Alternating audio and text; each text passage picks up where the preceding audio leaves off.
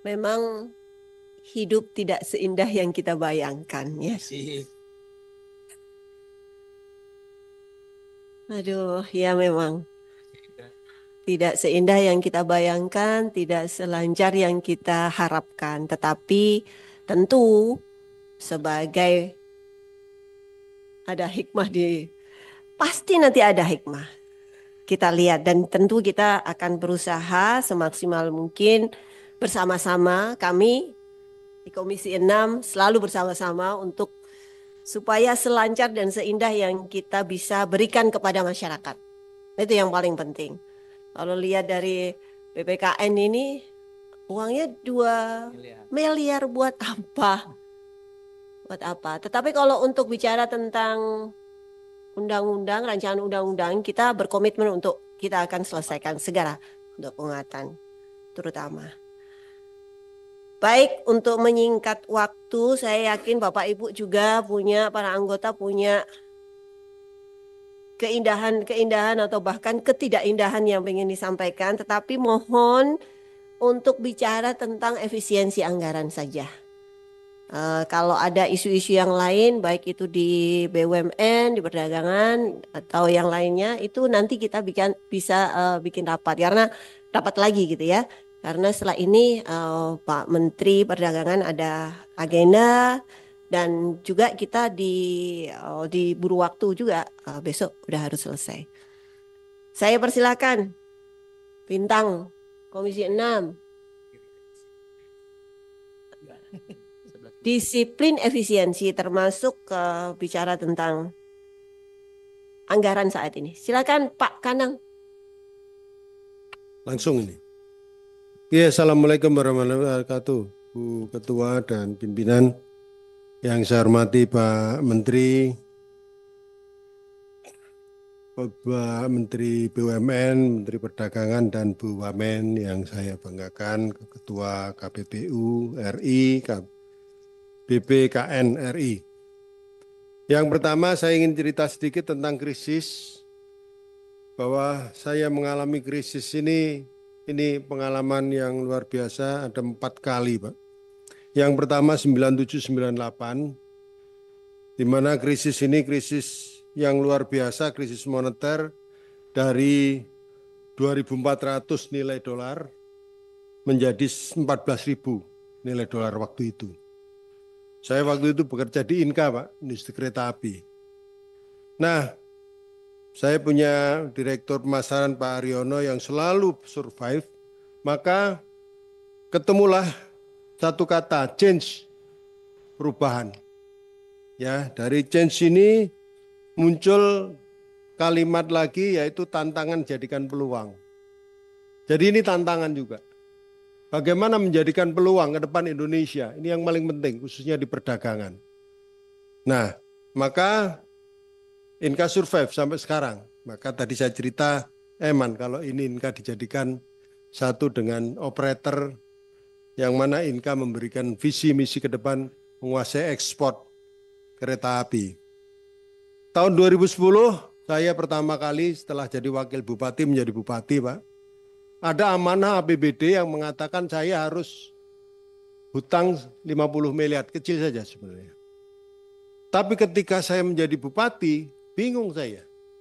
Maka saya lakukan penghematan. Tidak saya lakukan hutang.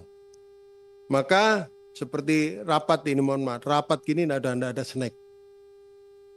Laporan kepada pimpinan sudah tidak ada kertas yang utuh lagi. Harus kertas bekas. Kemudian jam kerja dikurangi. Kecuali jam kerja yang untuk pelayanan. Nah ini melakukan penghematan ini bisa dilakukan di semuanya. Termasuk di perdagangan. ATK dikurangi. Dulu ATK gila-gilaan Pak. Satu dinas itu bisa sampai 4 miliar. Saya minta 1 miliar pun akhirnya bisa. Hal-hal seperti ini. Kemudian perjalanan dinas dan lain sebagainya. Dari penghematan yang harusnya 50 miliar kita hutang, mampu melakukan penghematan 100 miliar. Artinya masih surplus lagi 100 miliar. Nah hal-hal ini. Nah kemudian krisis ketiga COVID Pak. Tahun 2020 2020 ya. Itu mulai COVID, maka hari-hari pikiran kita hanya COVID, hari-hari kita hanya refocusing. Sama dengan ini. Dikaji ulang lagi, untuk ditata kembali. Clear masalah itu. Nah sekarang masuklah krisis anggaran. Maka krisis anggaran ini kembali lagi bagaimana kita menata hati semuanya. Menata semua pikiran kita bahwa ini adalah problematika kita semua. Bukan hanya problematikanya DPR, tidak hanya eksekutif, legislatif, tapi masyarakat. Dari banyak krisis moneter, krisis lokal, krisis COVID, krisis anggaran, maka satu, komunikasi aktif. Itu penting, Pak. Ini saya melihat belum sampai kepada komunikasi aktif kepada sampai terbawah, sampai kepada semua pihak yang terdampak terhadap kebijakan ini. Kemudian mencari terobosan di mana tantangan tadi menjadi peluang. Ini penting sekali. Kemudian kalau tadi dibilang banyak pihak mengatakan bahwa ini hanya lemak-lemaknya saja. Sedang otot dan nadinya tetap berjalan. Pertanyaan saya satu, dagingnya kemana? Jangan dagingnya dikasihkan orang. Ayo kita cari daging-daging yang lain untuk menutup krisis anggaran ini. Nah, contohnya katakanlah kita pertambangan, Pak. Ya, pasir laut dan lain sebagainya. Banyak hal yang bisa kita ambil gitu. Bukan ini diberikan orang lain. Kenapa diberikan orang lain? Enggak kita sendiri BUMN yang mengelola. Itu saja saya kira. Ya, sehingga ini bisa tertata, kita cari daging. Tidak hanya menghilangkan lemak, tapi dagingnya juga kita harus cari untuk kesejahteraan masyarakat kita. Terima kasih. Wassalamualaikum warahmatullahi wabarakatuh. Waalaikumsalam. Terima kasih. Mas Mufti Anam. Assalamualaikum warahmatullahi wabarakatuh. Terima kasih pimpinan. Sebelum ke Kementerian Perdagangan dan BUMN, saya pengen menyampaikan beberapa hal dulu untuk BPKN dan KPPU, karena jujur mendengar paparan BPKN dan KPPU tadi mendidih hati saya, Bu. Panjenengan tahu bahwa hari ini sedang ada kisruh namanya mafia skincare. Jenengan tahu orang karena KPPU, mohon maaf saya garis bawahi dulu bahwa saya yakin ini karena Presiden tidak tahu, karena Prime Minister mungkin tidak tahu, sehingga saya perlu sampaikan di tempat ini agar kemudian BPKN dan KPPU ini tidak dianggap hanya angin berlalu. Saya ingin mereka diberikan penguatan ke depan, itu tujuan saya. Jadi jenengan tahu bahwa hari ini sedang ada kisruh mafia skincare. Dan ketika itu terjadi, kita tidak bisa berharap banyak sama namanya BPUM. Karena kita tidak tahu, ada oknum-oknum mungkin di sana yang sedang dikangkangi oleh mafia tadi, kami tidak tahu. Tapi kami lihat bahwa KPPU dan BPKN di sini belum berperan banyak. Maka ketika anggarannya, apalagi BPKN tadi hanya tinggal 2 miliar begitu. Lalu apa yang bisa diharapkan rakyat dari BPKN dan KPPU begitu? Jenengan tahu, hari ini yang hadir memproteksi agar skincare tadi tidak membahayakan untuk rakyat, yang hadir bukan KPPU, yang hadir bukan BPKN, tapi namanya dokter detektif, namanya Niki Nabirzani. Tapi bayangkan mereka yang proaktif untuk memberikan sosialis soal itu, hari ini doktif dikriminalisasi, hari ini Niki Nabirzani juga dipersekusi begitu. Begitu juga dari sisi pengusaha. Bayangkan si namanya Sela Sokya juga demikian. Dia hari ini dibully oleh rakyat, padahal ini belum tentu benar atau salah. Karena yang menilai hanya asumsi-asumsi saja. Karena kenapa ini terjadi? Karena ya BPKN tidak hadir di tengah-tengah mereka begitu. Lalu kalau rakyat saja tidak tahu kemana mereka harus berkeluh kesah. Rakyat yang mereka membela rakyat selama ini akhirnya harus dipersekusi, akhirnya harus dikriminalisasi. Lalu kemana rakyat kita ini harus mengadu begitu? Kalau kemudian BPKN harus anggarannya dipotong sekian besar sehingga tidak punya taring untuk melakukan sesuatu. Begitu juga dengan KPPU. Kami lihat bahwa hari ini tidak ada satu kata pun kalau jenengan cek di Google, KPU melakukan satu hal soal mafia skincare. Bayangkan hari ini sebenarnya banyak sekali UMKM kita yang tumbuh di daerah, yang mereka memperkerjakan ibu-ibu rumah tangga untuk meracik skincare ini. Tapi kemudian karena mafia-mafia skincare yang sudah berskala besar tadi itu, mereka dihabisi melalui tangan-tangan, ya panjenengan tahulah tangannya siapa itu. Kita ini kan sekarang harusnya fokus bagaimana industri dalam negeri kita tumbuh. Bukan saling mematikan. Kita harus bersaing dengan produk dari China, namanya apa itu, scientific dan sebagainya, dengan harga yang murah dan bagus. Tapi industri dalam negeri kita dibunuh oleh sesama kawannya. Dan di sini KPPU BPKN tidak berbuat apa-apa. Maka harapan kami soal anggaran 2 ini bisa dipertimbangkan karena rakyat sedang menunggu negara hadir di tengah-tengah mereka. Ini skincare hanya soal kecil, banyak hal-hal lain yang terjadi seperti ini. Kemudian selanjutnya kepada Pak Menteri BUMN, pertama tentu kami sampaikan apresiasi Pak. Kami turut bangga karena Menteri BUMN kalau menurut survei LSI menjadi salah satu dari 10 menteri yang berkinerja terbaik di bawah kepemimpinan Pak Presiden Prabowo. Dan kedua, kalau Bapak tahu di media sosial banyak juga masyarakat yang menyampaikan terima kasih karena harga tiket yang hari ini terkait pesawat begitu mahal, ternyata di situasi liburan kemarin bisa turun 10%. Apalagi kami juga senang Bapak Menteri tadi menyampaikan bahwa kemungkinan tadi di Lebaran dan ke depan Bapak sedang mengupayakan untuk itu bisa terjadi karena jujur harga tiket memang di luar nalar harganya Pak. Karena kalau tahu Bapak dari Indonesia ke Jepang aja hanya cukup 3 juta. Tapi bagaimana di tengah-tengah liburan dari Jakarta ke Labuan Bajo 6 juta Pak. Nah ini tentu nanti harapan kami di tangan Pak Menteri bisa berjalan dengan baik. Nah kemudian soal efisiensi anggaran Pak. Efisiensi anggaran kami lihat sebenarnya sebelum ada efisiensi yang diarahkan oleh Pak Presiden, sebenarnya BUMN sudah melakukan efisiensi begitu. Tapi kemudian karena perintah negara kemudian diturunkan lagi.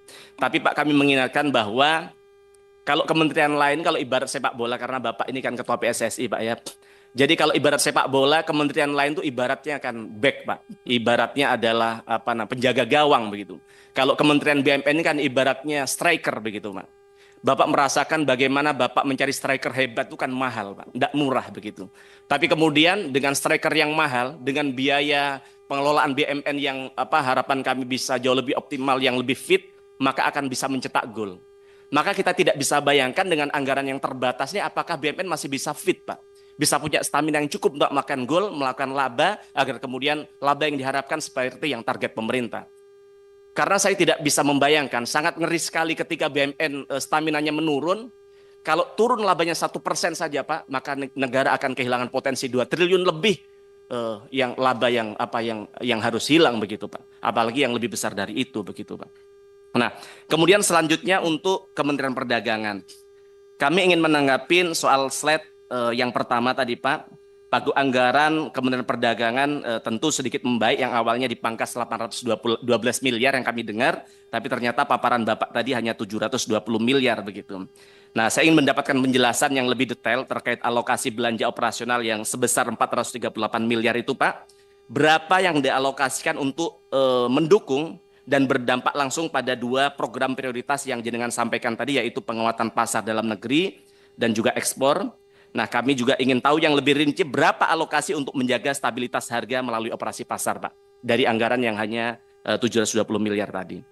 Nah, kemudian terkait 3 program prioritas dari Bapak tadi, yaitu pengamanan pasar dalam negeri, perluasan pasar ekspor, dan UMKM bisa ekspor, Pak. Nah, soal pengamanan dalam negeri nih, Pak. Bapak pernah ke PGMTA, Pak? Ke Pasar Tanah Abang pernah, Pak? Nah, di depan PGMTA, kalau Bapak masuk di lobi utama PGMTA itu, Pak, terpampang besar iklan produk dari China, Pak. Kontak personnya dari Cina, Pak. Yang intinya siapa pesan produk seperti yang dia inginkan, bikin baju seperti apa, model seperti apa, tinggal kirim modelnya, seminggu sudah dikirim ke Indonesia, Pak. Nah, kami ingin tanya, di mana kehadiran Kementerian Perdagangan hari ini untuk memproteksi produk kita dalam negeri dalam persoalan ini, Pak? Kemudian yang kedua, Pak. Panjenengan tahu bahwa di media sosial banyak sekali orang beriklan menawarkan menjual produk dari China itu, mohon maaf, celana dalam hanya 3.500. Padahal di Tasikmalaya ya harganya 10.000 dan sebagainya. Itu 3.500. Dan Bapak tahu kalau beli 100.000 pieces hanya Rp700 Pak, celana dalam Pak, bayangkan Pak. Belum lagi produk-produk lain.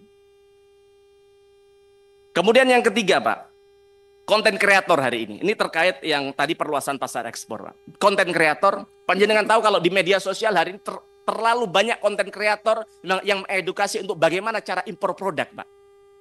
Bahkan juga mereka menawarkan untuk trip bisnis ke China, pulang sudah bisa bawa produk. Ini sungguh jauh di luar akal kami. Di mana Kementerian Perdagangan selama ini? Tidak bisa hadir tengah-tengah masyarakat memproteksi rakyat kita yang hari ini. Jenengan tahu Pak, di pasar Tanah Abang tidak kalah kualitasnya dengan produk dari China. Mohon izin setiap mau lebaran menjelang puasa saya selalu ke sana karena untuk apa? Kami kan punya konstituen, kalau puasa kita custom baju untuk kami berikan kepada konstituen kami ya kan. Dan ternyata kami coba sekali-kali saya kontak person yang ada di situ, produk dari Cina kalah dengan produk kita Pak. Izin. Iya. Iya. Ini masih terkait soal anggaran tadi Bu. Kita konsentrasi di efisiensi ya, Ya, Mas siap. ya. Ya, siap Bu. Tapi Terima begini Bu, kasih. harapan kami sebenarnya ini masukan dari kami. Rapat ini kan selalu buru-buru ya kan. Yang kedua, harapan kami nyari waktu Pak Menteri yang sedang tidak sibuk Bu. Karena kami tidak ada waktu lagi untuk bagaimana menyampaikan. Karena sekian lama, Silakan. 6 bulan baru bisa ada waktu ketemu Nggak mereka. apa-apa, punya hak untuk bicara. Iya, siap. Tapi kita tahu bahwa kita akan ngomongin tentang efisiensi. Oh siap, siap. Oke? Ini terkait efisiensi. Maksud harapan kami, Secepatnya. sekali lagi terkait ya terima kasih masukannya Bu. Tapi sekali lagi terhadap hal yang kami sampaikan tadi Pak Menteri. Jangan sampai kemudian dengan adanya efisiensi anggaran tadi, belum efisien saja, rakyat kita sudah tidak diproteksi. Bagaimana kemudian dengan adanya proteksi, dengan adanya efisiensi ini, rakyat kita semakin dibiarkan, mereka hanya kemudian hanya bisa mencari jalan dengan caranya sendiri sehingga mereka tidak merasa bahwa negara hadir di tengah-tengah kita. Sebenarnya masih banyak, tapi yang terakhir soal kerjasama Indonesia-China, saya singkat di yang terakhir aja, kerjasama Indonesia-China. Nah, Indonesia-Jepang di situ Pak. Di kerjasama Indonesia-Jepang, kami bisa memaklumin bahwa Jepang ke kita yaitu soal perbankan dan institusi. Tapi yang di luar akal kami Pak, di bab yang Bapak sampaikan tadi, yaitu yang soal Indonesia, kita ini akan terlibat dalam properti dan juga bisnis properti dan juga satu lagi tadi. Nah, yang kami ingin tanyakan gini, memang ada orang Indonesia yang mau bisnis properti ke China Pak, ke Jepang Pak. Kalau panjenengan tahu bahwa di Jepang hari ini banyak sekali rumah-rumah kosong yang bahkan diberikan secara gratis kepada masyarakat begitu Pak. Nah, sehingga harapan kami bisa berikan atau dijajaki untuk bagaimana hal lain yang memang dibutuhkan oleh rakyat Indonesia, misalnya di soal pertanian dan sebagainya. Itu aja dari kami. Wassalamualaikum warahmatullahi wabarakatuh. Waalaikumsalam. Terima kasih Mas Mufti. Selanjutnya Pak Sartono. Ya. Terima kasih pimpinan. Anggaran ya. Baik, kami ingin fokus pada anggaran, tentang pemotongan anggaran. Sebelum hal tersebut kita sampaikan, pimpinan Komisi 6 yang kami hormati, sahabat Komisi 6 dan juga Pak Menteri BUMN yang kami hormati, Menteri Perdagangan, Ibu Wakil Menteri Perdagangan, Ketua BPKN dengan seluruh anggota, Pak Ketua KPPU. Kami di Komisi 7 ketemu beliau, di Komisi 6 ketemu lagi nih Ketua KPPU. Ibu Roro sama-sama berjuang 5 tahun di Komisi 7. Terima kasih. Saya sebelum menyampaikan kepada tentang perihal anggaran, ini ada kata-kata hal yang perlu kita dengar begitu. Ada kalanya suka, cita. Ada kalanya duka. Kadang mendung, kadang terang. Bahkan kadang badai. Nah, kita situasi sekarang itu tidak seindah bulan purnama. Kurang lebih begitu.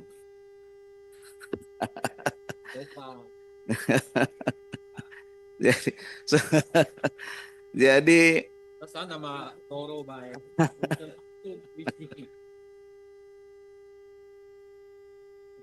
pimpinan, kami ingin menyampaikan bahwa sebetulnya ini momen lah. Apa yang menjadi kebijakan pemerintah di sini Pak Presiden Prabowo, ini kan gebrakan efisiensi lah. Selama 20 tahun ini kan tidak ada ini yang gebrakan untuk pemotongan anggaran yang begitu ekstrim lah. Tapi dulu kan konon katanya APBN itu kan bocor kurang lebih 30%. Nah, mungkin ini salah satu cara lah untuk strategi. Harapan kita tidak terlalu lama ada perubahan anggaran lagi, Pak Menteri dan Pak Ketua BPKN dan KPPU. Ya, harapan kami begitu. Siapa tahu dengan gebrakan ini di mana program-program yang substansi, yang esensial begitu, dan juga yang berkualitas tentunya itu bisa diminimize menjadi berkualitas untuk menghantarkan ya pertumbuhan ekonomi kita ke depan. Nah, ini saya pikir kita harus memahami hal tersebut. Bisa juga kebijakan ini kan juga target-target pendapatan negara kita mungkin tidak sesuai dengan harapan yang diputuskan di tahun 2024 kemarin. Nah, perlu ada evaluasi. Dan ini momen saya pikir yang harus kita terima gitu dengan lapang dada. Dengan hal tersebut kita sudah mengalami cobaan-cobaan yang dahsyat di Indonesia ini, ya tadi disampaikan oleh Anang begitu, dan kita bisa melampaui itu. Nah, ini saya pikir evaluasi yang radikal begitu, gebrakan yang perlu kita berikan penguatan untuk para menteri atau kementerian bisa memutuskan anggaran-anggaran di skala prioritas, anggaran-anggaran yang mendasar, yang tidak mengorbankan yang lainnya. Saya pikir pandangan kami demikian. Terima kasih. Wassalamualaikum warahmatullahi wabarakatuh. Waalaikumsalam, terima kasih Pak Sartono. Memang dalam mengungkapkan, kayak Mas Mufti tadi kan mengungkapkan darahnya mendidih. Ada yang model begitu, Pak Sartono juga pakai puisi-puisi, tapi substansinya sama. Nah, ini tentang teori kehidupan. Tentang teori kehidupan, substansinya sama. Nah, efek efisiensi itu beragam. Keluarannya beragam. Korea punya jadi puisi-puisi. Nanti ada juga yang pakai pantun gitu, nah, mungkin. Ada yang pakai doa. Ada juga yang selemah-lemah iman itu pakai doa. Ya iyalah, masa DPR cuma doa doang gitu. Baik, selanjutnya Pak Nasim. Nah, ini doa bidoa. Terima kasih Ibu Ketua yang kami banggakan, kami sayangi, kami cintai dan luar biasa. Pimpinan Bapak Nurdin, Bapak Eko yang ganteng, Bapak Adi yang ganteng, dan semua yang gagah, dan rekan-rekan Komisi 6 yang kami sayangi.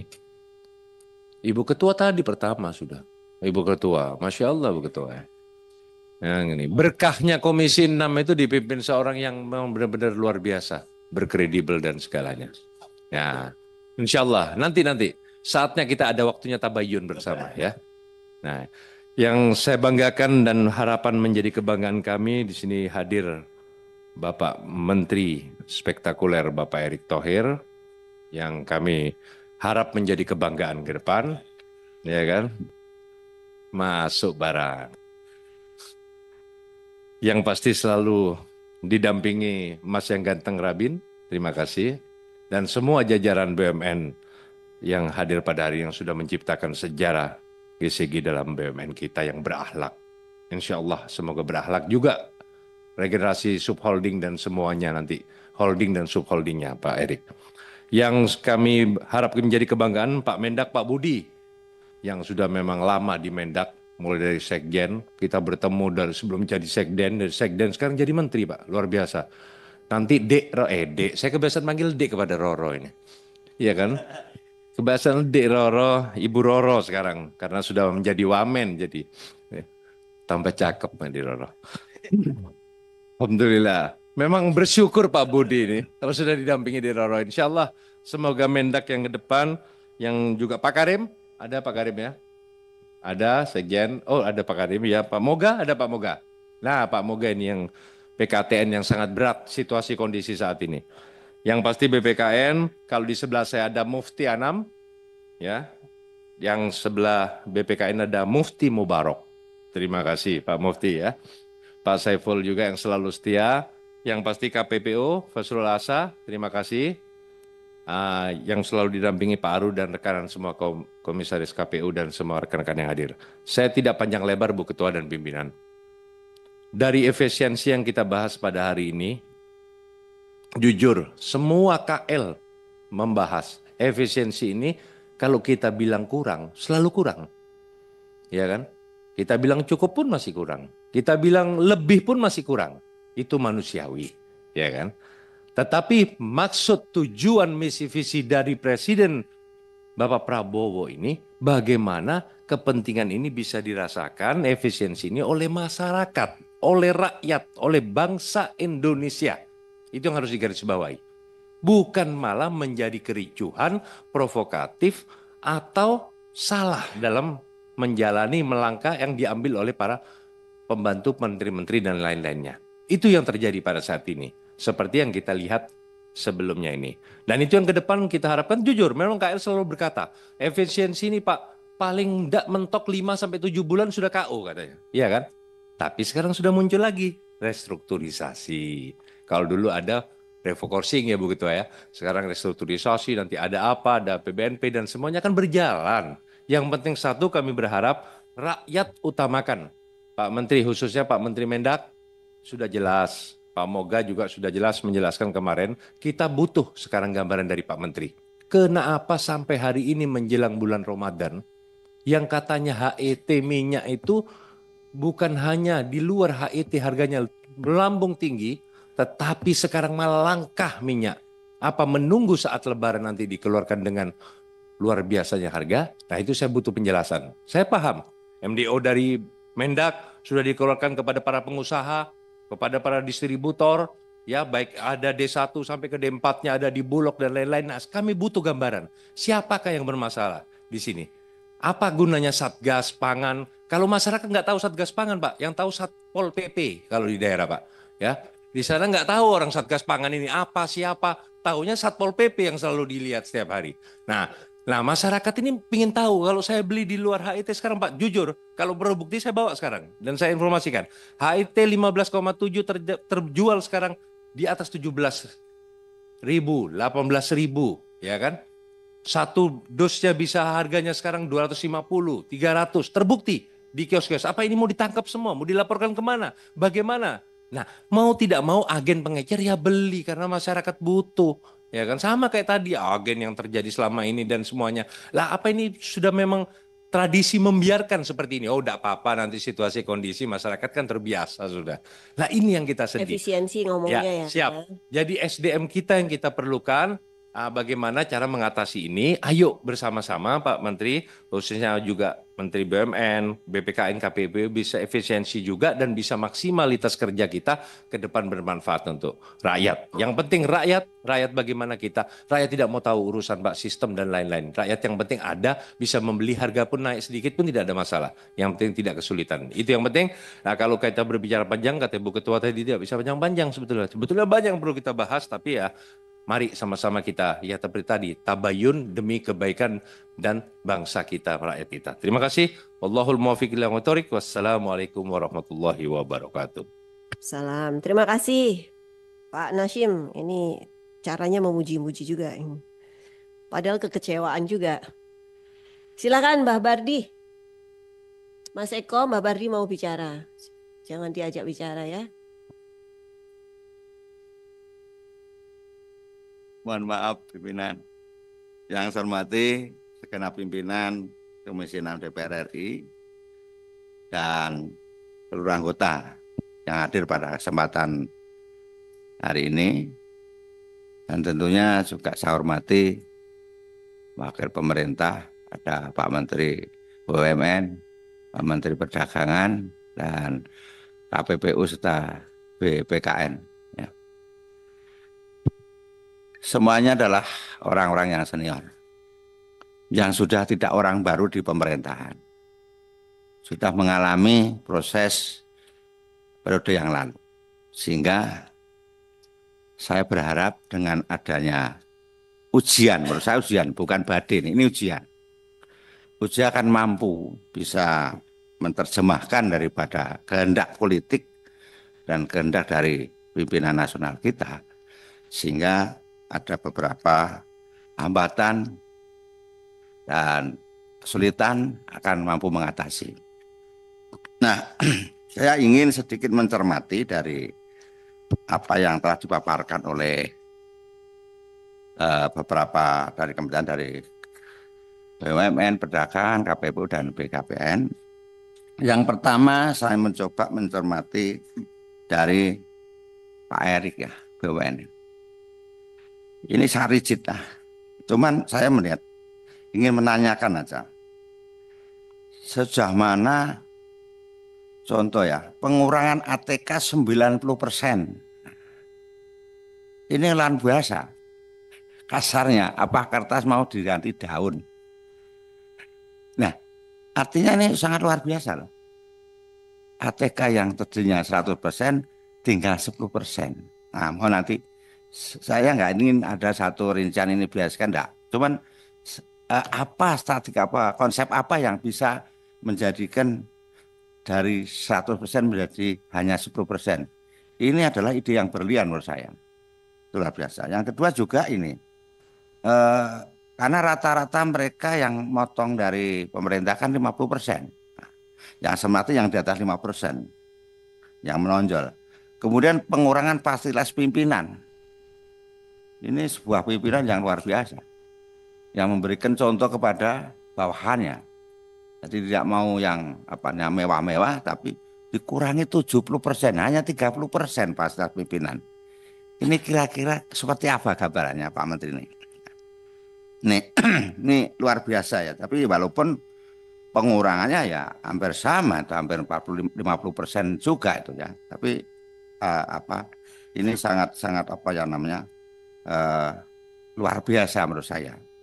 Mohon nanti secara garis besar disampaikan langkah-langkah apa ya. Seperti juga ini yang 66% penyelesaian perjalanan dinas, ini umum lah, tidak hanya Kementerian BUMN, mungkin seluruh kementerian begitu. Nah, cuman anggaran DPR jangan 60% habis kita. Nah kemudian yang berikutnya adalah dari perdagangan. Kementerian Perdagangan ini hanya global Pak Budi. Ini Pak Budi memang orang baru, tapi bukan baru lagi. Orang lama tapi jadi baru.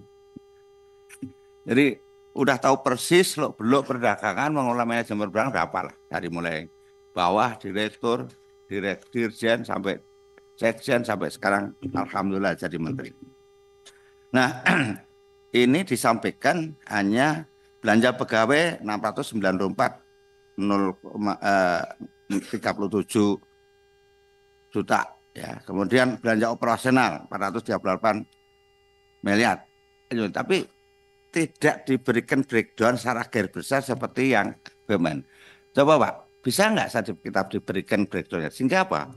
Sebagai anggota DPR yang juga punya fungsi budgeting, tidak hanya sekedar dikasih amplop kosong, tidak hanya dikasih gambaran, tapi paling tidak ada inilah strategi yang dilakukan oleh Kementerian Perdagangan itu seperti apa? Minimumnya seperti yang disampaikan oleh Pak Erik tadi, ada gambaran, ada gambaran yang kita bisa memahami. Oh, sisi ini yang diefisiensi, sisi ini yang dipertahankan, sisi ini atau belanja pegawai yang dipertahankan dan sebagainya dan sebagainya.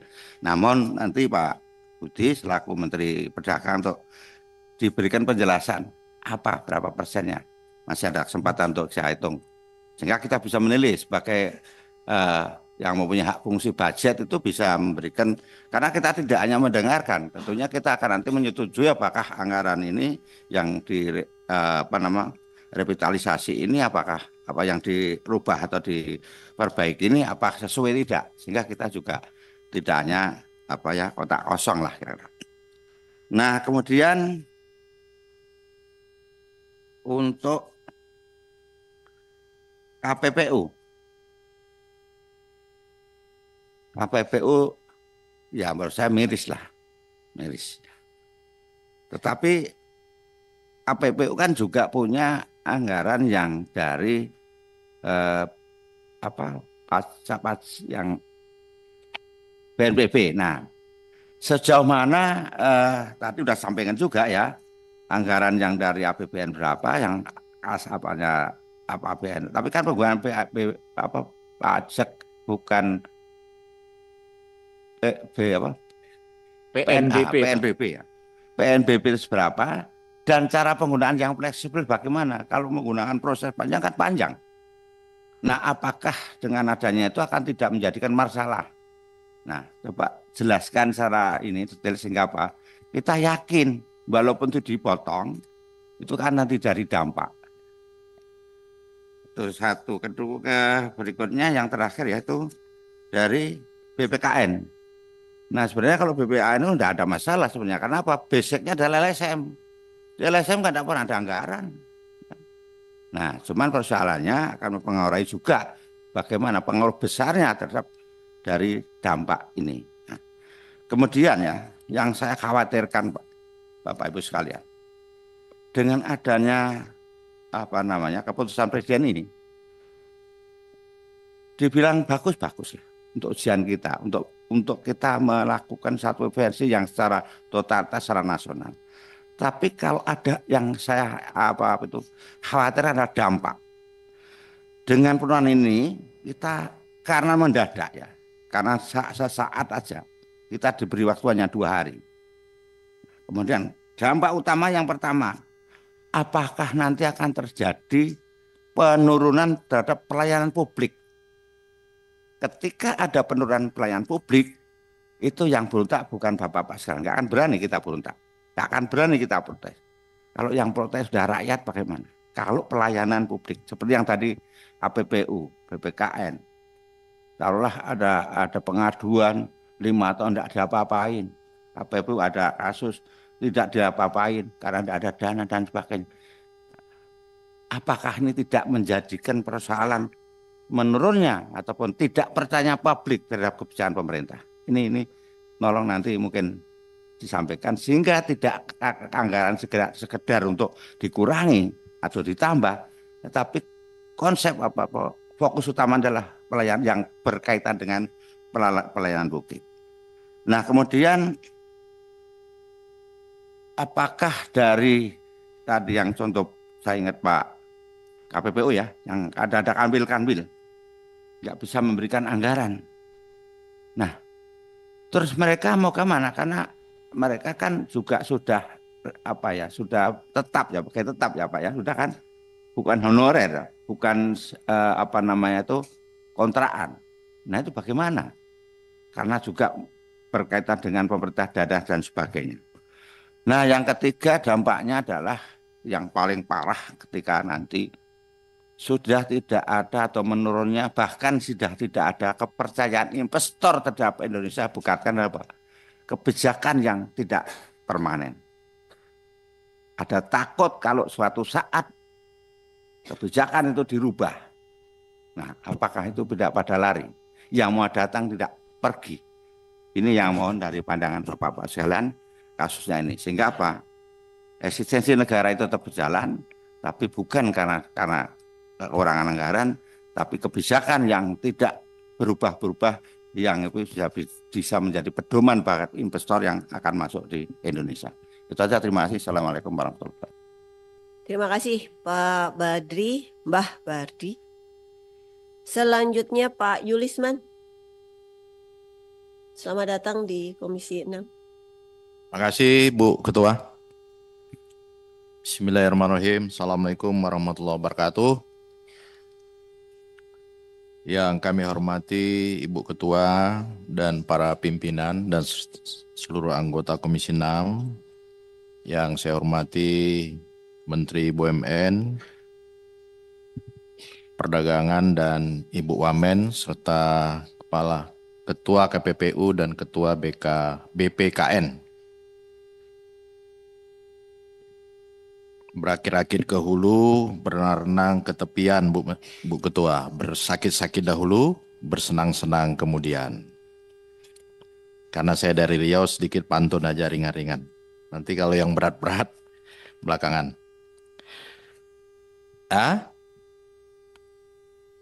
Ikan sepat, ikan gabus, ya masukannya lebih cepat, lebih bagus kan begitu. Baik Pak Menteri, pertama Pak Erik. Ya mungkin kalau bicara efisiensi, Pak Erik sudah tidak asing karena seluruh BUMN dari sekian ratus hanya tinggal 40-an di efisiensi dalam bentuk holding dan sebagainya. Terkait dengan efisiensi anggaran di Kementerian BUMN, nah saya di sini agak sedikit tergelitik nih Pak Erik, karena angkanya nggak muncul, hanya persentase. Walaupun persentasenya saya lihat yang tertinggi juga pemotongan Perjadin dan juga dari pengurangan fasilitas pimpinan. Nah ini mungkin perlu diapresiasi nih. Selain ATK, pengurangan fasilitas pimpinan 70%, Perjadinnya 54%. Ya itu perlu diapresiasi. Tapi angkanya nggak muncul Pak Erik. Saya nggak sempat bawa kalkulator tadi kan. Hanya persentase, nah mungkin ini perlu nanti dikasih kepada kami. The real nominalnya. Nah pertanyaan saya yang kedua, terkait dengan pegawai kira-kira aman, terkendali? Apakah di BUMN ada pegawai honor, P3K? Aman tidak gaji dan tunjangannya? Nah ya nanti silakan dijawab, boleh langsung, boleh tertulis. Karena tadi sudah diingatkan oleh Ibu Ketua ini soal anggaran, sebenarnya saya banyak mau bercerita nih Bu, tapi mungkin next time ya. Ya nanti cerita sama Ibu Ketua lah. Ya, karena dibatasi terkait anggaran mungkin itu dulu untuk Kementerian BUMN dan buat Pak Erik dan kawan-kawan. Berikutnya untuk Kemendak, ini saya berharap tadi karena Pak Menterinya baju biru, Ibu Roro pakai jilbab kuning kan begitu. Nggak, saya berharap. Ya. Jadi untuk Mendak, tadi mungkin teman-teman sudah bercerita banyak. Tentu pemotongan atau relokasi atau efisiensi namanya anggaran tidak mengurangi target kinerja. Ya, itu. Ya Pak Menteri ya. Kalau kira-kira ragu dengan target kinerjanya, ngomong di sini. Tapi kalau tidak ragu, tidak perlu. Nah di sini saya lihat juga Pak, lumayan besar ini. Ya, ada tulisan besar, efisiensi setelah rekonstruksi lebih kurang 720,63 miliar. Pagus setelah rekonstruksi jadi 1,132 triliun. Nah, belanja pegawai 694,03 miliar dalam kurung belum termasuk gaji CPNS dan P3K sebesar 71 miliar. Ini betul Pak ya, nggak salah tulis ya? Nah ini tolong dijelaskan Pak. Apakah ini akan diberhentikan atau dicarikan tempat lain? Karena ini nanti, ya silakan nanti Bapak jawab ya. Nah saya hanya melihat yang ini, yang 694 tapi belum termasuk gaji CPNS dan P3K. Nah ini tolong dijelaskan Pak ya. Berikutnya untuk KPPU dan BKPM, mungkin saya tidak banyak komentar Pak. Pantun saya tadi saja Bapak Hayati, berakit-rakit ke hulu, berenang-renang kemudian ya. Semoga kalau ini Bapak sukses melewati masa-masa ini, ya diberi kepercayaan lebih luas oleh bangsa, negara, dan oleh rakyat. Berhasil, kira-kira begitu. Mungkin itu saja ya. Jadi dua kementerian dan 2 lembaga ini saya juga ingin tanya yang sama Pak, terkait dengan nasib pegawai di situ, baik honor maupun P3K ya. Karena jangan nanti habis disepakati oleh Komisi 6 ya dan para kementerian lembaga besok ada demo. Nah kan sudah disetujui DPR katanya. Nah ini yang repot. Masalahnya jangan dibuang ke sini ya. Nah, mungkin itu saja Ibu Pimpinan dan Bapak Ibu sekalian. Terima kasih kepada para menteri yang hadir, Pak Erik, Pak Budi, selamat bekerja dengan semangat rekonstruksi dan efisiensi. Semoga bangsa ini menjadi lebih baik. Wassalamualaikum warahmatullahi wabarakatuh. Waalaikumsalam. Ini Mbak Wamen, kotaknya warnanya kuning kok Pak. Sama kita juga ikut kuning juga ini. Otaknya warnanya kuning juga. Jadi tidak meninggalkan. Selanjutnya Pak Ismail. Terima kasih Bu Ketua. Insya Allah kurang dari 5 menit Bu Ketua. Tapi izin saya menyampaikan yang efisien dan non-efisien sedikit Bu Ketua. Saya mulai dari yang terakhir, KPPU dan BPKN. Tentu kita paham bahwa upaya yang sedang dilakukan oleh Presiden kita dalam rangka menunjukkan keberpihakan kepada yang kecil-kecil Pak. Sehingga tadi kalau saya saksikan apa yang Bapak pangkas, apa yang Bapak potong dari sejumlah anggaran yang ada, saya mewakili fraksi Partai Keadilan Sejahtera cuma meminta satu hal Pak. Jangan sampai ada pemotongan atau pemangkasan kaitan dengan hak-hak honorer atau hak-hak tenaga kontrak. Kalau Bapak mau potong-potong, kalau Bapak mau kurang-kurang, pastikan yang dikurangi dulu pimpinan Pak. Pastikan yang dikurangi dulu atasan-atasan. Saya menyampaikan ini dengan dasar Pak. 2 bulan lalu saya landing di Makassar Pak, di Dapil. Saya menyaksikan teman-teman KPPU, teman-teman BPKN datang dengan rombongan pejabat begitu banyak, petantang-petenteng Pak di bandara. Fasilitas-fasilitas ini harus Bapak kurang-kurangin Pak. Sekali lagi efisiensi ini tujuannya adalah keberpihakan. Kami tentu sebagai bagian daripada pengawas wajib dan penting untuk menyampaikan hal ini kepada Bapak-Bapak semuanya. Yang kedua, kepada Pak Menteri Perdagangan Pak. Yang Bapak sampaikan terkait dengan ASEAN, Australia, New Zealand, FTA. Tentu hal yang begitu urgent, hal yang begitu penting. Kami support Pak, kami dukung. Tetapi Pak, jauh lebih penting daripada itu, menjelang Ramadan, Bapoktan Pak, minyak, beras di dapil kami masih kurang, harganya tidak stabil. Mohon itu jadi perhatian. Selanjutnya untuk Pak Erik, Pak Menteri BUMN, saya menyambung Pak apa yang tadi disampaikan oleh Pak Mufti. Kami bangga Pak dengan Pak Erik. Dan tentu saja saya ingin menyampaikan apresiasi. 88,5% angka kepuasan publik tentu bukan hal yang gampang Pak. Ini Bapak lakukan, Bapak dapatkan karena memang Bapak berkinerja baik. Tetapi kalau saya analisa Pak, artinya masih ada 11,5% yang belum puas. Saya coba mikir-mikir cari-cari apa penyebab 11,5% ini. Ternyata Pak, saya dapat satu jawaban. Saya lihat fakta fenomena Pak, 2 bulan belakangan ini. Terkait dengan copot-mencopot direksi BUMN Pak.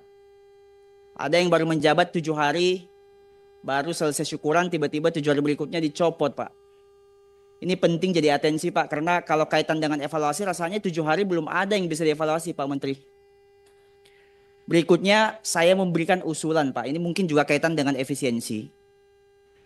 Saya 4 bulan Pak di Komisi 6, begitu banyak mendapatkan masukan teman-teman yang ada penempatan di Papua, ada penempatan di Maluku, dan dapil saya Indonesia Timur Pak Erik. Mereka mengabdi 12 tahun, mereka mengabdi lebih dari 10 tahun, begitu susah untuk pulang kampung Pak. Sekiranya kalau bisa dilakukan dan dibuatkan aturan, mereka-mereka yang mengabdi jauh ini, kalau ada protokol khusus setelah power akhirnya menjadikan BUMN kita sangat perform Pak. Dividen kita meningkat ratusan %.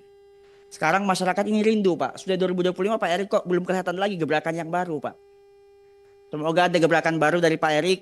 Terlebih Pak, jangan sampai karena faktor efisiensi dividen kita turun. Kita mau melihat Pak Erik berkinerja lebih baik.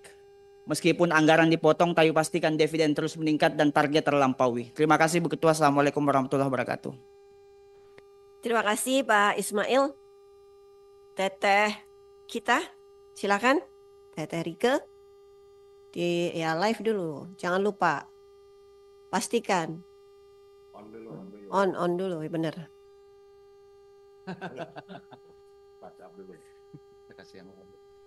Udah. Oke, yang kalau gitu, baiklah. Oke. Assalamualaikum warahmatullahi wabarakatuh. Salam sejahtera untuk kita semua. Om Swastiastu, Namo Buddhaya, salam kebajikan, rahayu. Yang kami hormati pimpinan dan anggota Komisi 6 DPR RI, yang kami hormati Menteri BUMN beserta jajarannya, yang kami hormati Menteri Perdagangan, Wakil Menteri Perdagangan beserta jajarannya, dari KPPU, Bapak Ketua KPPU, kemudian Ketua BPKN beserta jajarannya dan hadirin yang hadir pada rapat siang hari ini. Bapak Ibu yang kami hormati, ternyata efisiensi anggaran itu begitu dijalankan tidak sederhana. Karena yang sederhana itu rumah makan Padang. Udah serius, Pak Erick Thohir udah melotot. Bener kan Mas Eko? Ya. Jadi ada catatan penting bahwa pertama tentu saya secara pribadi maupun fraksi, saya kira Pak Adi dan Pak Mufti sebagai Kapoksi sudah tidak ada, dan juga Komisi 6 mendukung arahan Presiden agar terjadi efisiensi anggaran. Karena selama ini kita tidak pernah, ini satu langkah yang progresif menurut kami di dalam politik anggaran bagi pemerintah maupun bagi DPR RI.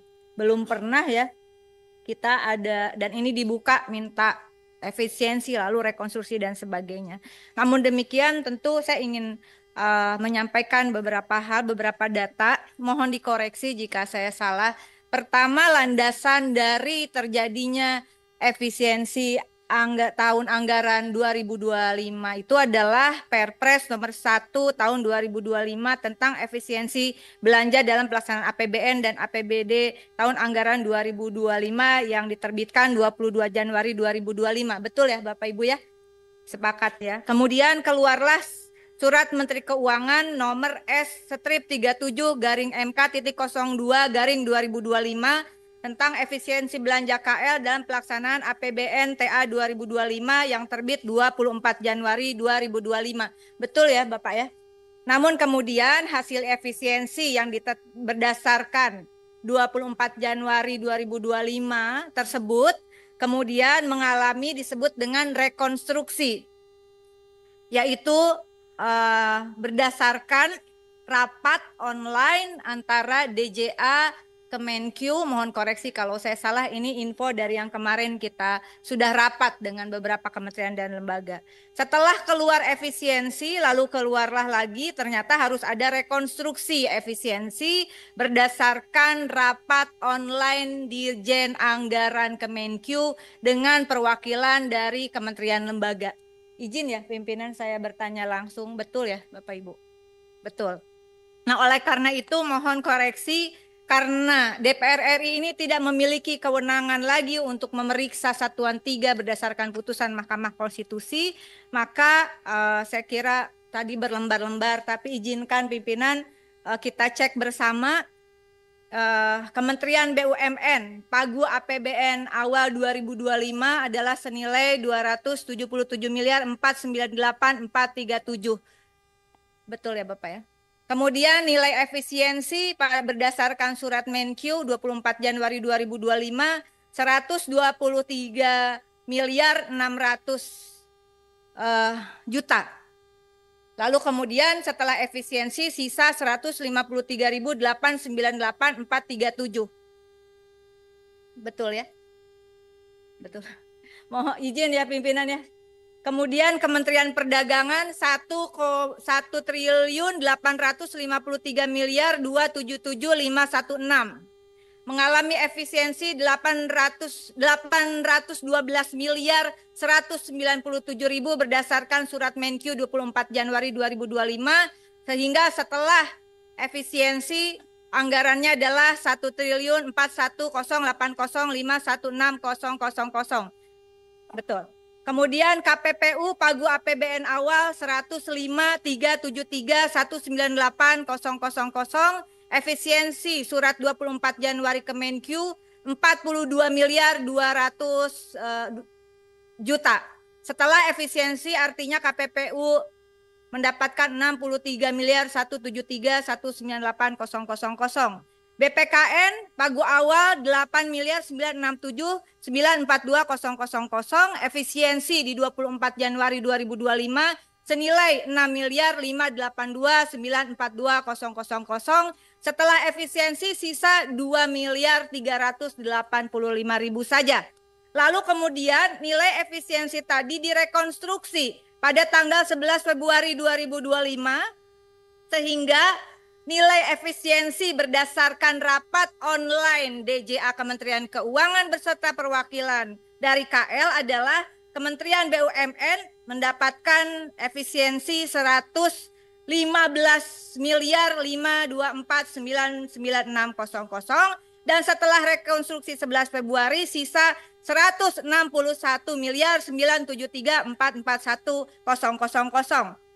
Kementerian Perdagangan mendapatkan nilai efisiensi setelah rekonstruksi 11 Februari 720.632.453.000 sehingga setelah efisiensi sisa anggaran adalah 1,1.212.645.063.000.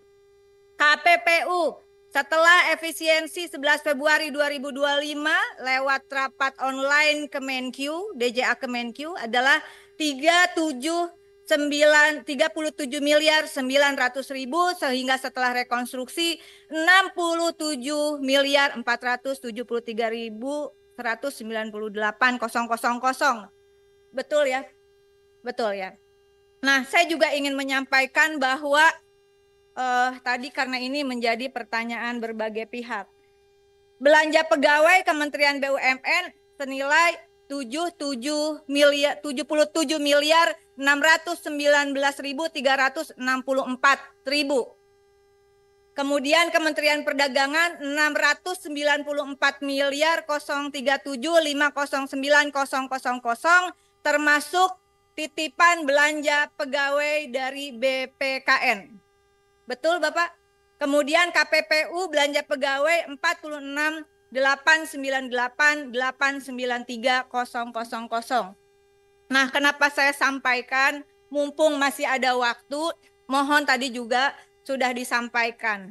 Belanja pegawai pertama adalah Bapak Ibu jangan hanya belanja pegawai tetap di BUMN dan pegawai PNS P3K yang ada di badan begitu ya, di komisi, di KPPU dan BPKN.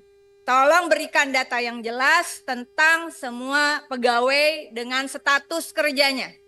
Itu yang pertama, karena saya sepakat dengan teman-teman lain dan tentu dengan pimpinan, kami tidak memiliki hak sekali lagi untuk membahas Satuan 3 berdasarkan keputusan MK.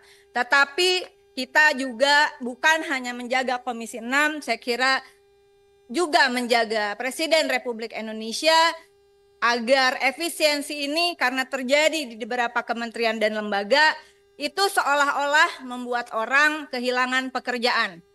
Nah, oleh karena itu mohon nanti ini ada kesempatan besok. Jadi kalau misalnya tadi ini di luar P3K loh, ini di luar honorer loh. Ya ini di luar cleaning service loh. Pak, itu adalah termasuk pegawai. Meskipun seperti di Kementerian Koperasi masuk ke dalam postur belanja dan jasa. Tapi jasa itu kan orang, bukan barang. Sehingga segeralah Bapak buat konstruksi, barangkali bisa, bukan barangkali, Kementerian Keuangan jatah kepada Bapak Ibu di kementerian lembaga ini harus ditambah untuk belanja pegawai. Bahwa nanti ada efisiensi, reformasi birokrasi termasuk efisiensi sumber daya manusianya, menurut kami Ibu Pimpinan itu setelah ini. Jangan sampai politik anggaran yang progresif ini kemudian membuat orang berimajinasi atau membangun skenario-skenario bahwa ini kacau balau, padahal sebetulnya izinkan oleh karena itu saya membaca tadi sudah disepakati dasar hukum kita adalah Perpres nomor 1 tahun 2025 tentang efisiensi belanja dalam APBN dan APBD tahun anggaran 2025. Di diktum ketiga, ini karena kemarin saya berdebat cukup panjang Ibu Ketua, karena ternyata yang SK Menkyu itu sudah tidak berlaku lah kurang lebih demikian. Karena ada rekonstruksi untuk lahirnya efisiensi yang baru begitu ya. Namun demikian dasar hukum Inpres ini dengan adanya rekonstruksi melalui rapat online Dirjen Anggaran Kemenkyu, saya kira bukan yang ditangkap kemarin ya, mungkin perwakilannya ya Pak Erik ya. karena DJA yang kemarin ditangkap dalam kasus Jiwasraya. Sekalian Pak, bagaimana statusnya di Komisaris Telkom? Nah, ini dikatakan di dalam Inpres nomor 1 2025. Mohon nanti kita analisis bersama. Di diktum ketiganya bahwa kurang lebih efisiensi diawali dengan identifikasi pertama, rencana efisiensi belanja kementerian lembaga sesuai besaran yang ditetapkan oleh Menteri Keuangan. Ini sudah ditetapkan oleh Menteri Keuangan 11 Februari 2025. Namun yang ke diktum keduanya, diktum ketiga angka 2. Identifikasi rencana efisiensi sebagaimana dimaksud pada angka 1 yang oleh Menteri Keuangan sekurang-kurangnya terdiri atas belanja operasional perkantoran, belanja pemeliharaan, perjalanan dinas, bantuan pemerintahan, pembangunan infrastruktur, serta pengadaan peralatan dan mesin. Dengan demikian yang menjadi stressing hanya poin-poin di diktum ketiga angka kedua. Penyelesaian perkara, penyelidikan atau pengawasan yang dilakukan oleh Badan Konsumen maupun KPPU, menurut kami itu tidak masuk di dalam amanat Presiden ini. Sehingga Bapak sampaikan berapa kebutuhannya dan itu akan menjadi izin pimpinan. Semoga menjadi catatan di dalam kesimpulan rapat ini. Barangkali nanti besok ada perubahan karena tidak mungkin kasus-kasus itu tidak diselesaikan. Diktum ketiga angka 3 adalah identifikasi rencana efisiensi oleh Menteri Keuangan di angka 1 tidak termasuk A. belanja pegawai dan belanja bantuan sosial. Dengan demikian Bapak Ibu dan rasanya mohon dukungan dari pimpinan dan anggota Komisi 6. Perintah Presidennya jelas. Perintah Presidennya jelas. Ketika postur anggaran menyangkut belanja pegawai, apapun status kerjanya, masalah nanti ada efisiensi terhadap reformasi birokrasi dan pegawai tetap tidak tetap, itu urusan nanti saya kira. Jangan sampai chaos baru mau diefisiensi seolah-olah instruksi presidennya salah. Instruksi presidennya benar nih. Belanja pegawai tidak masuk ke dalam efisiensi. Oleh karena itu nanti menjadi catatan penting, izin pimpinan mohon dimasukkan ke dalam catatan. Segeralah Bapak Ibu dari kementerian dan lembaga yang hadir di sini berikan kepada kami Komisi 6 agar catatan untuk khususnya postur belanja pegawai apapun statusnya kita masukkan ke dalam kesimpulan. Kalau kurang tambahkan Pak. Namanya usaha ya Pak. Kemudian yang kasus-kasus di perlindungan konsumen dan persaingan usaha itu juga tolong Bapak diberikan catatan atas seizin pimpinan kepada sekretariat dan menjadi bagian. Saya kira Komisi 6 ini bukan hanya stempel untuk menyetujui. Ada hal yang bisa kita perjuangkan untuk masyarakat, tentu saja kita perjuangkan mumpung masih ada jabatan, mumpung masih ada umur. Demikian yang bisa saya sampaikan. Mohon maaf seperti biasa saya terlalu panjang, tapi karena dasar hukum dan data angka ini sesuatu yang pertanggungjawabannya bukan hanya sekedar dihapus dikali dibagikan, tapi saya selalu berkeyakinan di balik angka dalam data negara ada nasib dan nyawa jutaan rakyat dan pekerja yang dipertaruhkan. Terima kasih. Wallahul muwaffiq ila aqwamit thoriq. Mohon maaf lahir batin. Wassalamualaikum warahmatullahi wabarakatuh. Waalaikumsalam warahmatullahi wabarakatuh. Terima kasih Tarike. Cuma mengingatkan Ibu Bapak, ini masih banyak pertanyaan dari anggota. Sedangkan tadi disepakati jamnya 12.30 belum juga mendapatkan jawaban dari mitra kita ya, dari 4 mitra yang ada. Jadi saya mohon Bapak Ibu anggota untuk efisiensi. Nah, kalau bicara efisiensi ini juga waktunya efisiensi juga. Baik, kami ke kiri, di sana ada Mbak Sadarestu, kami persilakan. Monggo. Terima kasih pimpinan. Assalamualaikum warahmatullahi wabarakatuh. pimpinan dan seluruh anggota Komisi 6 yang saya hormati, Pak Menteri beserta jajaran, Ketua BPKN, Pak Menteri Perdagangan juga beserta jajaran, dan Ketua KPPU RI serta jajaran. Sepakat tadi disampaikan oleh Bu Rike, memang di dalam surat Kepres nomor 1 memang berbunyi seperti itu, dan itu selaras dengan apa yang disampaikan oleh Pak Presiden bahwasannya berkaitan dengan efisiensi anggaran ini tidak boleh kemudian penanganan pelayanan terhadap masyarakat itu berkurang, dan juga bahkan beliau menyampaikan salah satunya adalah tidak boleh merumahkan atau mem-PHK pegawai. Itu salah satu yang disampaikan. Saya tidak akan berpanjang lebar karena semua sudah detail tadi disampaikan oleh para anggota. Yang perlu saya sampaikan, saya pertanyakan di sini, dengan adanya efisiensi anggaran yang tentunya ini sangat signifikan, dan dengan instruksi Presiden, arahan Presiden yang tadi tidak boleh melakukan PHK, tidak boleh mengurangi pelayanan terhadap masyarakat.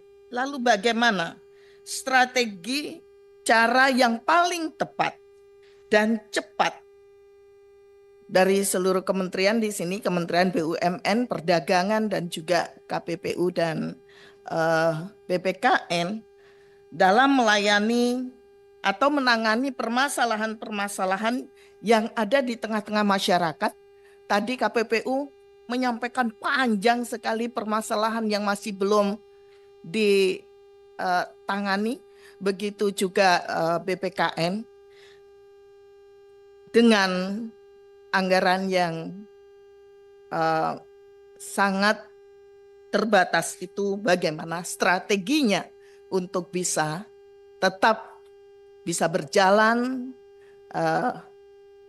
yang memang seharusnya itu diperoleh oleh masyarakat. Yang kedua, Pak Menteri Perdagangan. Pak Menteri Perdagangan juga kena efisiensi yang cukup banyak juga. Ya. Pak Menteri, kita, masyarakat kita, UMKM kita sebenarnya tidak kalah dengan China, harusnya. Karena masyarakat, jumlah penduduk kita ini juga sama banyaknya. UMKM kita juga sama banyaknya. Sebenarnya yang dibutuhkan itu adalah kemauan dari pemerintah untuk memberikan support. Saya ingat dulu banyak sekali mekanik-mekanik UMKM, tukang-tukang yang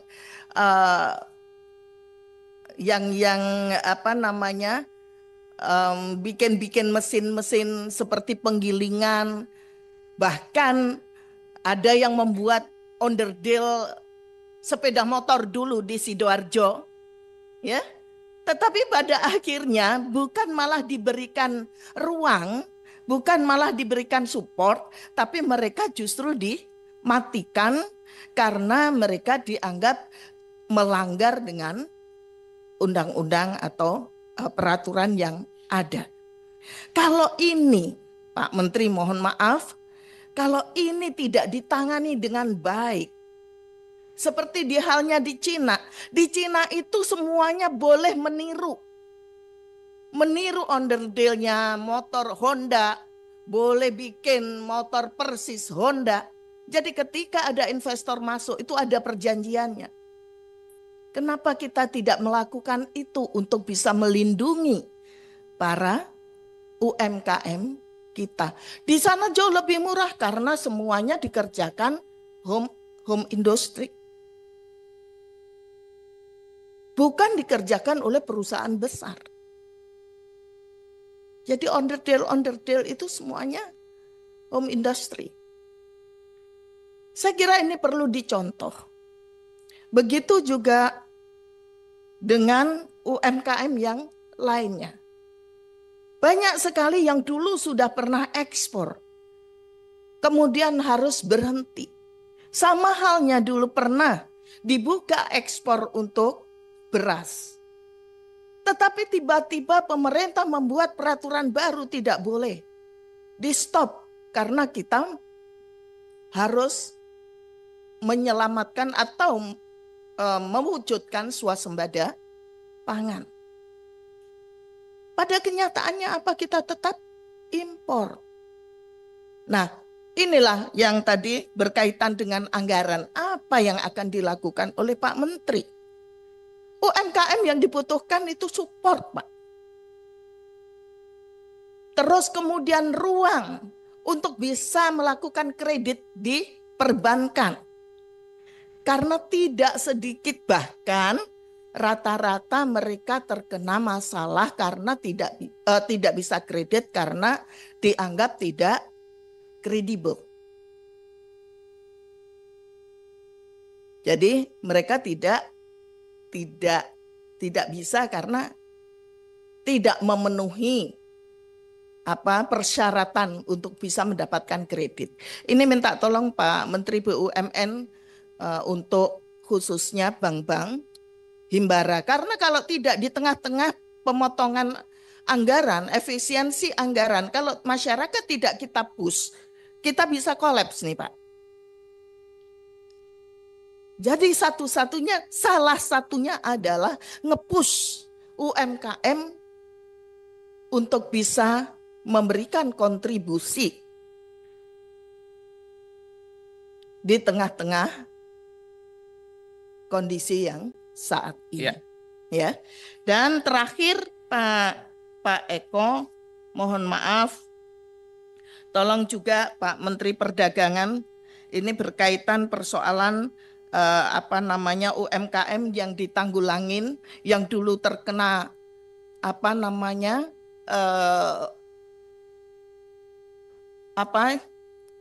lumpur lapindo, yang kemudian mereka sekarang harus berhenti.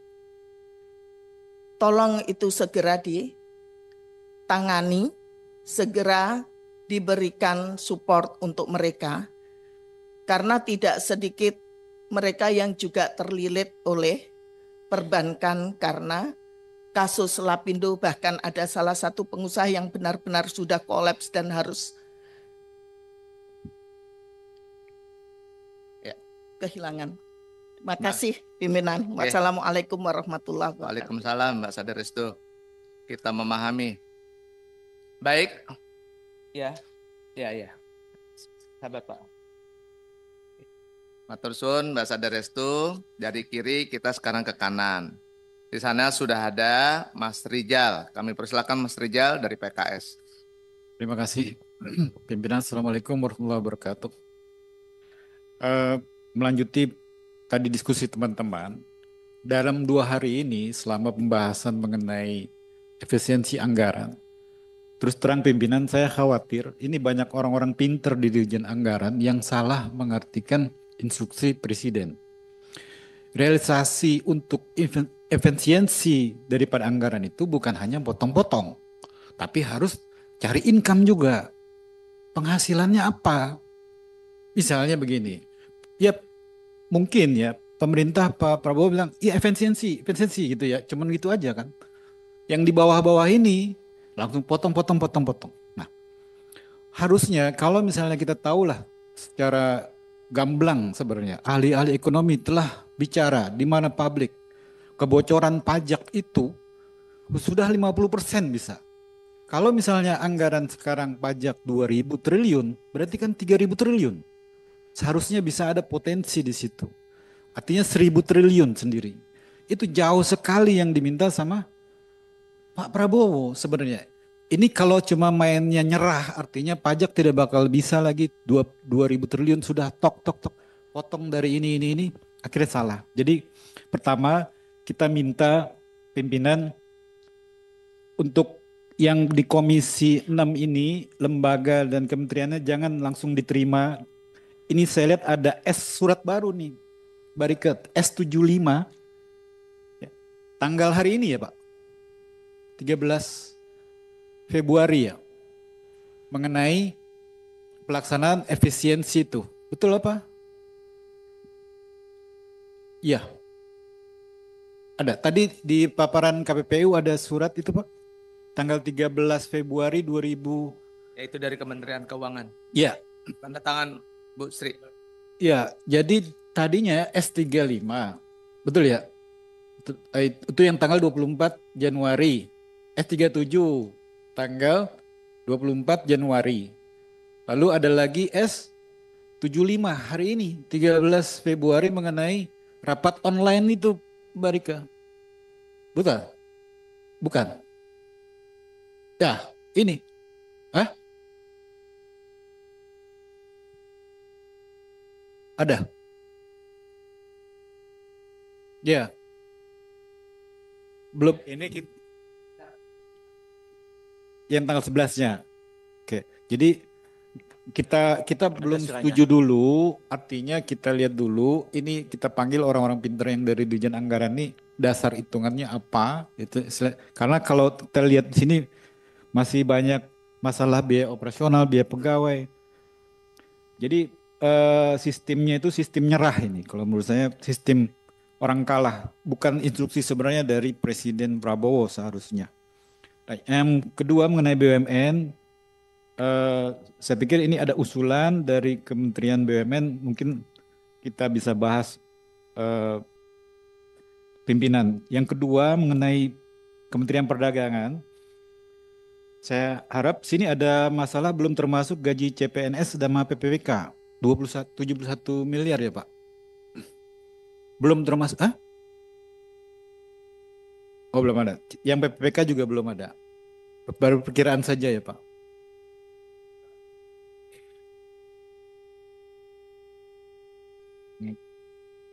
Terus kalau belanja operasional itu begini, perdagangan ini kan hulunya itu di pasar Pak, pasar-pasar ya, di pasar-pasar untuk terus terang banyak sekali pasar-pasar di daerah itu pada rusak. Nah ini apakah biaya operasional ini masuk untuk revitalisasi pasar? Itu yang harus dilihat lagi Pak, mohon. Sama yang masalah tekstil, itu tekstil juga problem, itu jangan sampai anggaran-anggaran untuk perbaikan misalnya stimulus mengenai tekstil atau apa jadi hilang, itu yang bahaya Pak. Yang ketiga, itu untuk BPKN, ini kayaknya usulan dari Dirjen Anggaran ini nggak masuk akal, mungkin kita tanya nanti dia berakal apa enggak. Yang keempat untuk KPPU ini betul tadi kata rekan kita Mbak Rike, banyaknya usaha-usaha yang dilakukan oleh KPPU dari penanganan itu sangat sistematis sehingga harus dipertimbangkan lagi kepada pimpinan. Sebenarnya KPPU ini mintanya berapa jadinya Pak? Jadi berapa kira-kira? Dari kan 105 sekarang turun jadi 67,4 ya. Nah, yang diharapkan itu dari Komisi 6 jadi berapa itu mungkin harus disajikan Pak supaya kita bisa pendukung. Artinya surat Kementerian Keuangan yang kemarin ini kan surat ya. Apakah tidak perlu Komisi 6 itu memutuskan? Saya pikir sih harusnya dapat persetujuan harusnya dari Komisi 6 untuk itu ya, jangan sembarangan saja itu Kementerian Keuangan itu bikin anggaran-anggaran seperti ini yang dimana Pak Prabowo sendiri nggak tahu. Saya yakin nggak tahu deh. Ini orang-orang pinter saja yang di belakang, yang di bawahnya menteri. Pak Bu Menteri juga mungkin nggak tahu. Dia lagi pusing, dia tanda tangan aja. Dia nggak baca detailnya. Itu yang kita khawatirin. Jadi kita harap dari lembaga dan Kementerian Komisi 6 untuk tidak langsung setuju. Terima kasih pimpinan. Assalamualaikum warahmatullahi wabarakatuh. Ya, terima kasih Mas Rijal dari PKS, kaitan dengan tadi nomor S75, ada poin 2 yang buat saya boleh menjadi catatan bahwa efisiensi anggaran belanja kementerian atau lembaga tahun anggaran 2025 tidak termasuk belanja pegawai dan belanja bantuan sosial. Itu yang surat yang baru masuk di 13 Februari. Selanjutnya ada 5 poin, nanti mitra bisa mendapatkannya. Baik, setelah Mas Rijal, kami berikan kesempatan untuk sahabat kami dari Golkar, Ahmad Labib, kami persilakan. Terima kasih pimpinan, Bu Anggi, Pak Eko, Pak Nurdin, dan Pak Adi, Pak Menteri Perdagangan, Menteri BUMN, BUMN, dan Kepala BPKN, Kepala Ketua KPPU, dan semua jajaran. Saya hanya ingin mendapatkan gambaran besarnya atas efisiensi dan restrukturisasi anggaran ini, karena setahu saya belanja negara itu punya kontribusi terhadap pertumbuhan ekonomi. Gitu.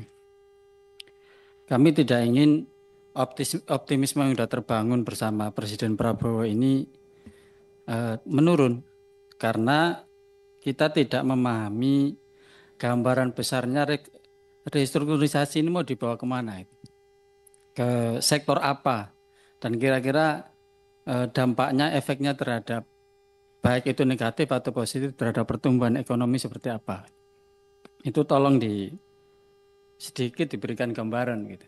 Karena kita hanya mendengar tentang efisiensi dan restrukturisasi. Tapi kemana ini mau dibawa? Kami percaya bahwa ini maksudnya baik. Itu maksudnya baik. Tapi kami perlu dipahamkan juga arahnya kemana. Kemudian spesifik ke Pak Menteri BUMN, belanja negara ini kan juga bagian dari yang selama ini menjaga keberlangsungan dan pertumbuhan bisnis BUMN. Nah, kira-kira ada efek tidak terhadap pertumbuhan dan keberlangsungan bisnis BUMN, terutama yang banyak bisik-bisik itu di yang karya-karya itu, Pak. Gitu. Nah, langkah-langkah antisipasi apa yang dilakukan oleh Pak Menteri agar pertumbuhan bisnis di BUMN tetap sehat dan berlanjut positif gitu. Itu yang untuk Pak Menteri BUMN. Kemudian yang Pak Mendak, Pak Menteri Perdagangan, saya setuju dan optimis terhadap upaya-upaya meratifikasi protokol-protokol dengan protokol-protokol internasional tentang perdagangan dan mengapresiasi kinerja yang cukup baik. Tetapi Bapak, yang ingin saya ingatkan sedikit, ada beberapa kemungkinan letupan-letupan kecil yang sebenarnya hanya masalah kecil, tapi itu nanti bisa mengganggu citra Menteri Perdagangan dan pemerintah. Tolong itu nanti dilakukan jalur-jalur komunikasi yang baik supaya tidak jadi letupan yang berbahaya, yang nanti karena ada kebuntuan kemudian jatuhnya ke demonstrasi dan lain-lain. Ini beberapa informasi mungkin nanti saya berikan ke Pak Mendak secara lain karena ini temanya tentang efisiensi. Kemudian tentang BPKN dan KPPU, saya terus terang ini sangat miris, ya sama dengan yang lain kalau fungsi BPKN untuk melindungi konsumen kita di tengah gempuran era digitalisasi, market digital ini kan luar biasa. Saya mengantisipasi melindungi anak saya dari beli secara online produk-produk yang tidak teruji keamanannya, itu sudah luar biasa susahnya gitu. Ini kalau ada efisiensi ini kira-kira dampaknya terhadap kinerja BPKN seperti apa? Saya berharap fungsi-fungsi pelindungan terhadap konsumen dan masyarakat tidak terganggu karena akhirnya anggaran yang ada hanya untuk belanja pegawai tapi pegawainya tidak bisa bergerak untuk memberikan layanan. Ya, kita namanya memberikan gaji buta jadinya. Jadi tolong efisiensi itu tidak berdampak pada kinerja, termasuk kepada kawan-kawan di KPPU. Saya kira demikian. Assalamualaikum warahmatullahi wabarakatuh. Matur suwun Mas Ahmad. Baik, menutup sebelum 12:30, penanya tinggal satu anggota, yaitu ada Kang Asep. Mangga Kang Asep dari Nasdem. Baca doa. Silakan. Pimpinan, terima kasih Mas Eko, Ibu Ketua dan jajaran, teman-teman anggota, para menteri dan lembaga yang kami hormati beserta jajarannya. Pertama Pak, saya sepakat dengan teman-teman bahwa harus dipastikan anggaran yang diberikan itu tidak berdampak pada PHK, pemberhentian atau apapun juga namanya. Tidak boleh ada layoff buat mereka, itu satu. Yang kedua, harus juga dipastikan bahwa tupoksi intinya itu berjalan. Jadi saya concern tadi seperti kata Mas Mufti, KPPU dan BPKN, ini saya kira soal jutaan, ratusan juta bahkan, warga kita harus tetap terlindungi. Nah yang ketiga, barangkali ini penting Pak, perspektif kita agak diperluas. Jangan berpikir pada konteks kita tiba-tiba kena efisiensi satu persatu ini, Bapak kelimpungan. Bahwa ternyata ini kan sisi lainnya itu ada soal optimalisasi Pak. Ada optimalisasi pendapatan yang barangkali itu trennya menurun. Ini kemudian Pak Prabowo harus bersiap-siap dengan timnya ini mengantisipasi itu. Jadi kalau saya bayangkan Pak, asumsi yang sekarang dibuat, ini masih asumsi Pak, karena bicara soal 25, belum ada uangnya, tunggu bagian pertumbuhannya. Didasarkan pada kondisi existing yang kemarin, yang 24 seperti apa, tahun 24 berjalan seperti apa, ternyata diduga banyak lemak-lemak yang bergelantungan, kira-kira begitu. Wah ini nih, ATK sekian puluh triliun ini di sini. Barangkali ini yang udah harus diamputasi itu. Sehingga disimulasikanlah di 25 ini bisa untuk jadi cara antisipasi ketika trennya pendapatan kita menurun. Artinya apa? Di seberang efisiensi ini ada optimalisasi pendapatan. Yang ketiga soal kolaborasi. Pak Mendag, ini kan BPKN masih di bawah Kementerian Perdagangan juga. Tadi saya menyambung Mas Mufti nih. Jangan sampai Bapak membuka ruang izin masuk bergelontoran barang yang tidak jelas itu, yang riweh itu nanti BPKN. Apalagi kita dalam satu rumah nih. Entah itu mafia skincare, itu produk segala macam. Jadi harus ada juga ngobrolnya. Pak, beban pengawasan saya buat konsumen kita itu semakin sedikit anggarannya. Tolong pastikan ya, perketat. Kayak gitu Pak. Jangan sampai ada komoditas yang buat Bapak jadi kelimpungan bekerja untuk itu. Pada satu rumah. Jadi saya kira dalam konteks itu penting juga kolaborasi sebetulnya Pak. Agar efisiensi itu bisa kita lakukan tanpa dengan biaya. Yang ketiga, yang terakhir, buat Pak Menteri BUMN nih, saya nggak tahu nih, efisiensi ini pun juga terjadi nggak di BUMN? Karena sesungguhnya di sisi lain Pak, ketika kita bicara soal asumsi pendapatan, BUMN kita harapkan terus berjalan, maksimal dan growing. Tapi secara faktual misal begini Pak, ini saya bicara soal contoh kasus nih, yang bicara soal pendapatan.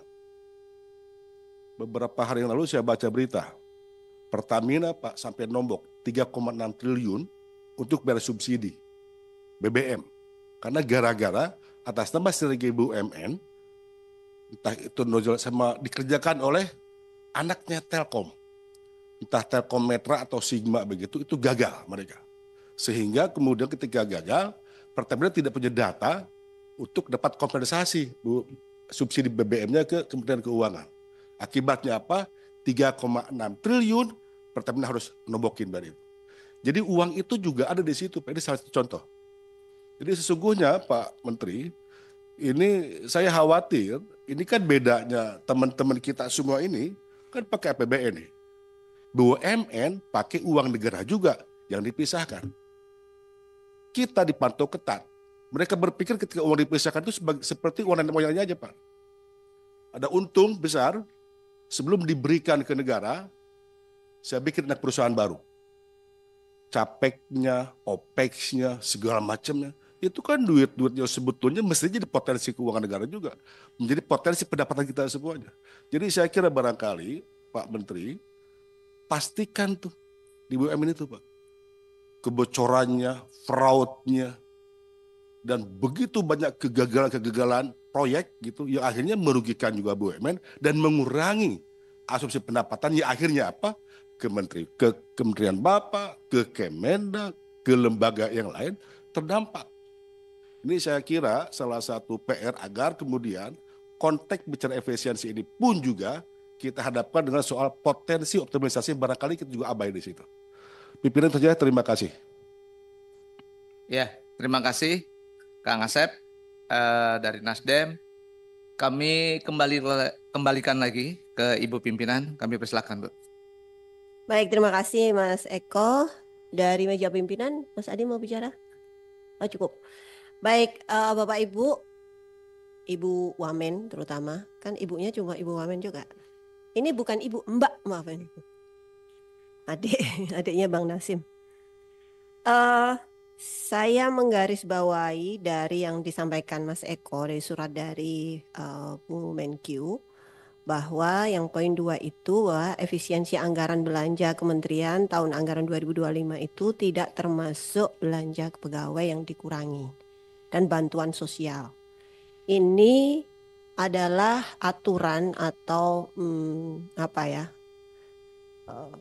memastikan bahwa tidak ada honorer-honorer, kemudian tidak ada PHK di instansi Bapak Ibu sekalian. Karena mereka yang memang sangat butuh dan mereka yang bekerja juga. Isu yang diangkat oleh Bapak Ibu anggota tentang di mana efisiensi tadi sudah banyak masukan. Termasuk juga tadi yang dibahas misalnya efisiensi di ATK misalnya. Yang memang sekarang harusnya ya paperless, harusnya nggak terlalu banyak beli-beli kertas atau pulpen gitu kan. Karena kita ketik semuanya gitu. Kira-kira begitu. Nah, yang poin 3 menarik juga, efisiensi anggaran belanja kementerian lembaga tahun anggaran 2025 dilakukan terhadap belanja barang yang tadi saya sampaikan dan belanja modal. Yang di situ sudah ada tuh lampirannya yang saya yakin Bapak Ibu juga semuanya sudah menerima.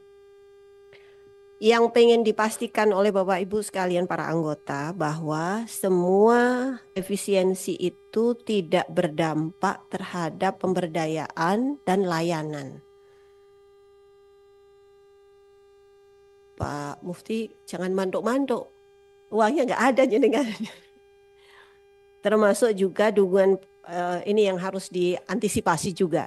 Misalnya kayak BUMN itu dukungan proyek prioritas nasional kayak gitu supaya tetap. Jadi memang lemak-lemak yang kemudian kita efisiensikan. Ini tantangan lah menurut saya.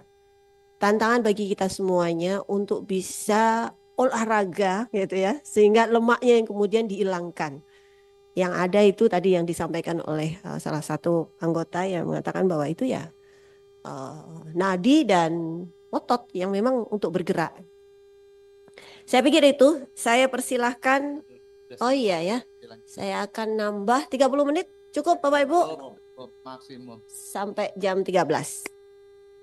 Baik, saya persilahkan Pak Menteri, Pak Erik dulu, Pak Budi, dan dilanjutkan seterusnya. Silakan untuk merespon. Silakan Pak. Izin pimpinan dan tentu anggota Komisi 6 yang terhormat, saya hanya